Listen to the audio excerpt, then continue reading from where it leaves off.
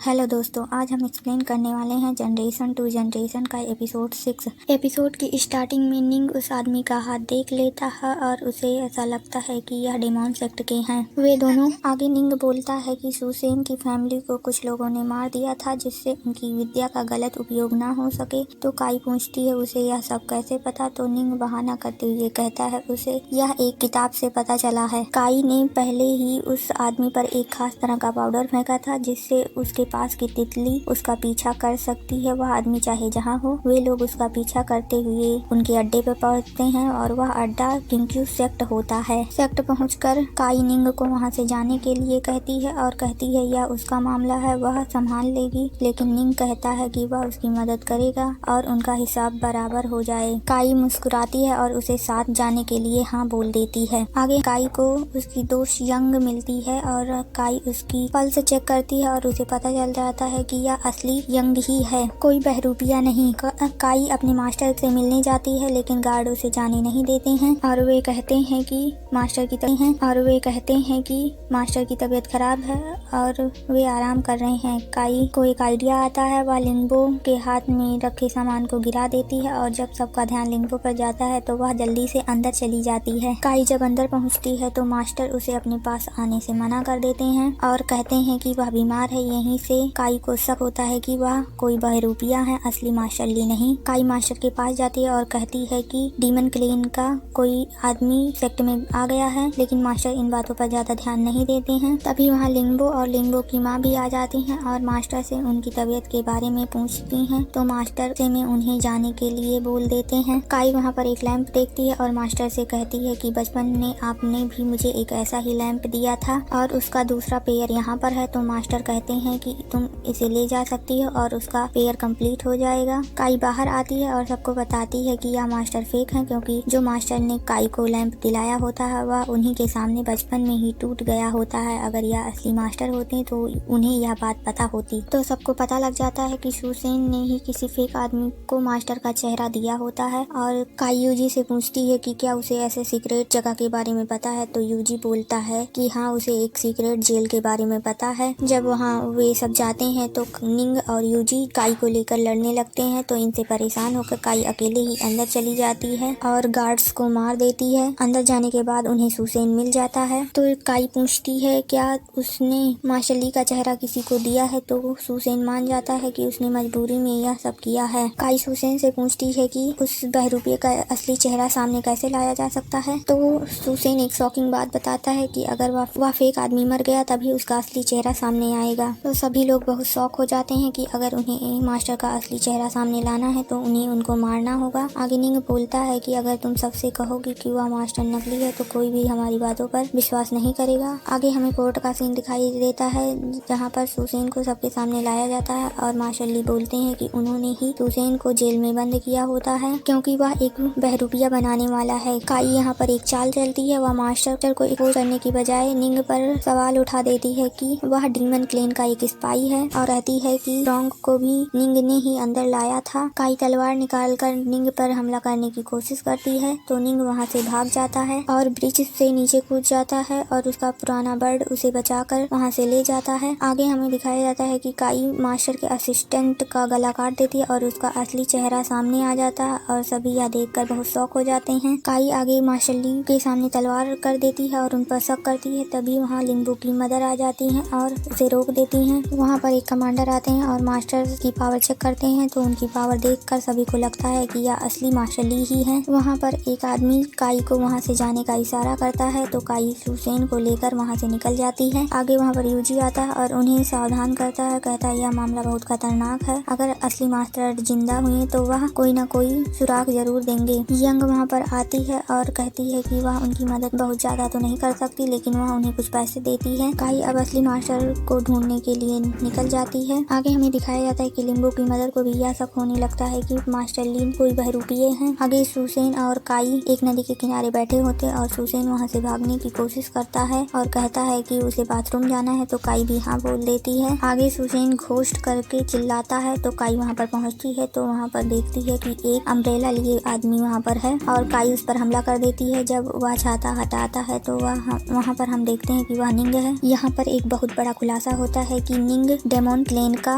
वारिस मू चिंगियन है और काई उस पर हमला कर देती है और क्योंकि उसकी पूरी फैमिली डीमन से दुश्मनी रखी है तो निंग यहाँ पर एक चाल चलता है और कहता है कि उसने सुसेन को पॉइजन दे दिया है। अगर काई ने उसे मारा तो सुसेन भी मारा जाएगा। तो निंग कहता है कि काई को उसके साथ डिनर करना होगा। जब वे डिनर कर रहे होते हैं निंग बताता है कि मास्टर यांग और उसके फादर आपस में अच्छे दोस्त हैं। जब उसकी आंट ने डीमन लीडर को मार दिया था उसके बाद नए डीमन लीडर लीजी ने निंग के परिवार पर हमला किया था जिससे वह बहुत घायल हो गया था। तो मास्टर यांग ने उसकी मदद की थी, बचाया और उसे मार्शल आर्ट की टेक्निक सिखाई और निंग की जान बचाने के लिए मास्टर यांग अपनी जान दे दी। निंग की कहानी सुनकर काई को बुरा तो लगता है लेकिन वह कहती है कि वह डीमन के साथ दोस्ती नहीं कर सकती है। काई वहां से जाने लगती है तो निंग उसे एंटीडोट देता है और बोलता है कि यह गोलियां उसे 3 दिन तक खानी होगी और वह ठीक हो जाएगा। और आगे निंग बोलता है कि अगर वे पैदल जाएंगे तो उन्हें बहुत ज्यादा टाइम लग जाएगा मास्टर ली को खोजने में। वह उनके बर्ड का उपयोग कर सकते हैं लेकिन उसका बर्ड केवल दिन में ही देख सकता है, रात में नहीं। इसलिए आज रात यहीं पर रुको और कल